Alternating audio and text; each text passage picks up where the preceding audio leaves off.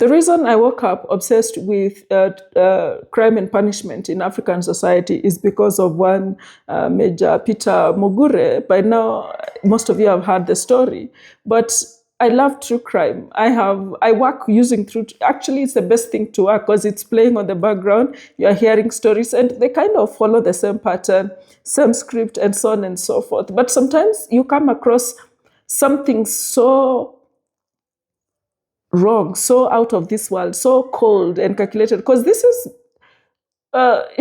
too cold. It's managed, and that level of calculated murder is the most shocking, and it bullies normal relationships. It seems to go beyond femicide.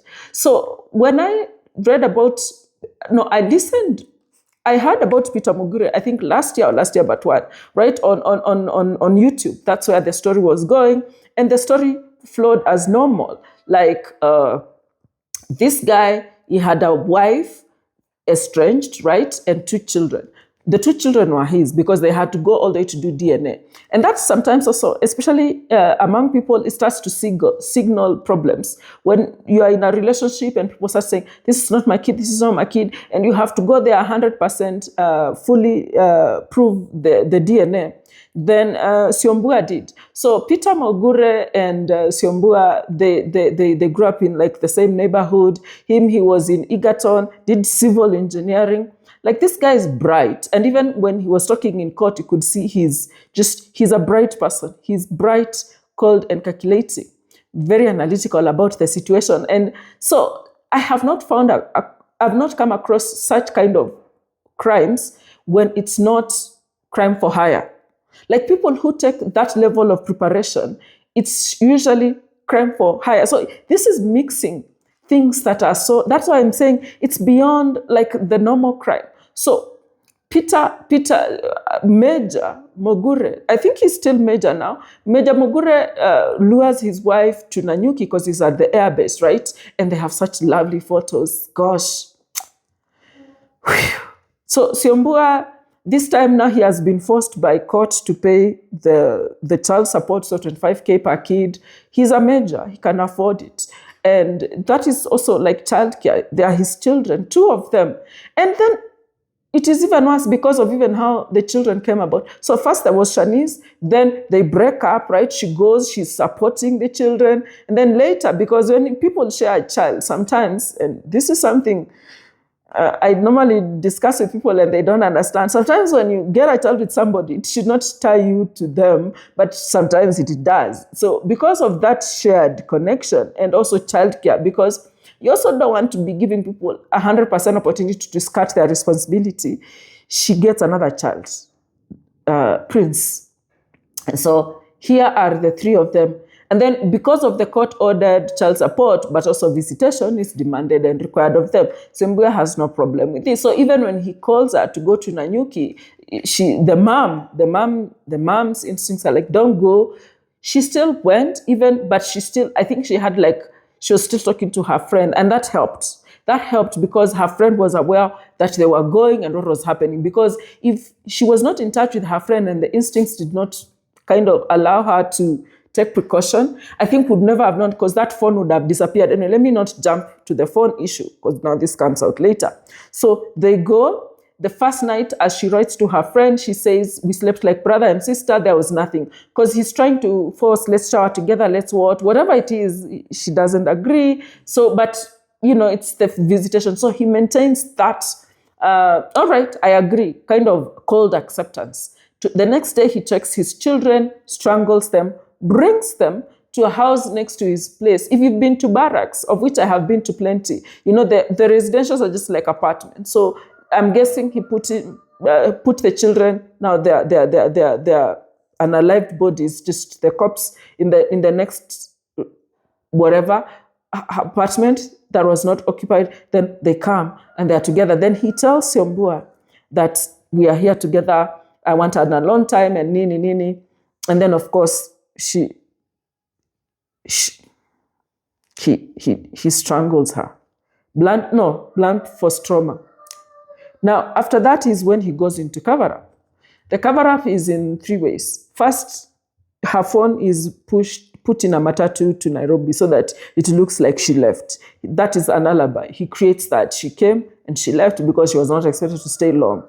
That's the first one. And that's what I'm saying. It is good Siombua kept in touch with her friend because her friend was able to realize something was wrong for the next morning and so on, and inform the police, and then the phone is caught before it is disappeared. You know how they get disappeared, right? And then it's gone. The trail had not grown cold.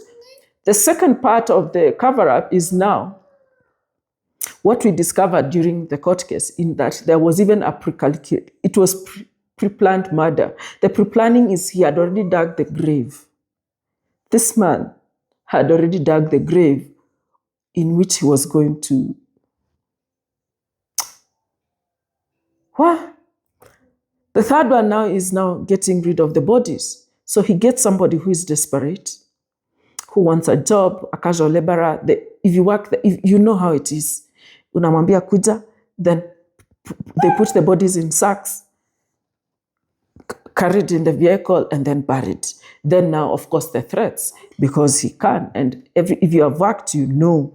And in the threats, there are two types. There's the reward and there's the threat. The reward is, I'll get you, because he's an officer.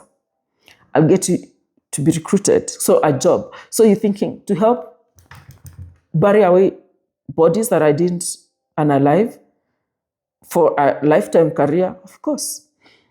But the other one is now, if you tell anybody, you'll go the same trail. And since he has done it, then you kind of believe it. The casual laborer became a state witness. He helped with the murder conviction. Now, the reason people are now talking about it again is because the sentence was passed and he was found guilty and sentenced to life in prison by the judge. But then he had to talk. And that is what scares people. And people have come up and said, such a person will never even stay in jail. That is what people are saying. Will never stay in jail, life in prison, because he'll become a very useful tool. The same way the desperation of the casual laborer was seen as a useful tool for this guy, Peter. Now, is he even an officer? Is he a retired officer or former officer? He was. So Peter, he took advantage of that desperation, and then the reward and the carrot and the stick. Carrot is you can stay out of jail, you can be having normal life, and the knees will unalive you because now you are persona non grata in human society. This is the nature of capitalism. This is why I hate capitalism.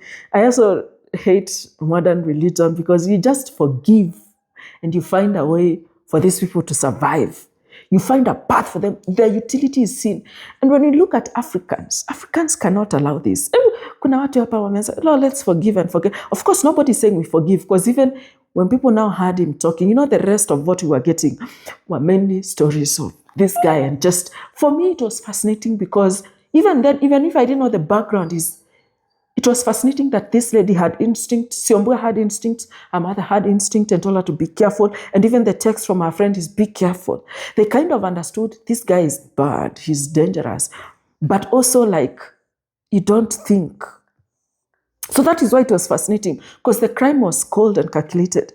But then the utility of which now everything is just, people are continuing with this and finding value in the murder. So these children, Shanice and Prince and Siombua, also somebody's child, died, but other people have benefited of, or have a promise of benefiting of this. Africans cannot allow this. In Africa, Peter would be punished, but not just Peter, to avoid that blood.